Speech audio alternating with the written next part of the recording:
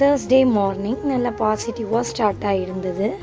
இன்றைக்கி பிரேக்ஃபாஸ்ட் பார்த்திங்கன்னா நேற்று வச்ச வத்த குழம்பு கொஞ்சம் இருந்தங்காட்டி தோசை ஊற்றி சிம்பிளாக முடிச்சாச்சு. லன்ச் பண்ண டைம் இருக்குதுன்னு சொல்லி கார்டனுக்கு க்ளீன் பண்ண கிளம்பியாச்சு. ரொம்ப நாள் ஆச்சு க்ளீன் பண்ணி. ஸோ மந்த்லி 1 டைம் ஆச்சு இந்த மாதிரி க்ளீனிங் ஒர்க்லாம் பண்ணிவிடுவேன். எனக்கு மைண்டு ரொம்ப ரிலாக்ஸாக இருக்கணும்னா நான் கார்டனை தான் சூஸ் பண்ணுவேன். கார்டனில் போய் 1 மணி நேரம் இருந்தங்காட்டி டைம் போனதே தெரியல. மைண்டெல்லாம் ரொம்ப ஃப்ரீயாக இருந்துச்சு. வந்து நானும் சாய்க்குட்டியும் ஸ்வீட் எல்லாம் சாப்பிட்டுட்டு லன்ச் பண்ண ரெடி பண்ணியாச்சு. இன்றைக்கி லன்ச் பார்த்திங்கன்னா சாதம் பண்ணிவிட்டு முட்டை குழம்பு பண்ணுறதா தான் பிளானு. ஆனால் ஹஸ்பண்ட் வேணான்னு சொல்லிட்டாங்க.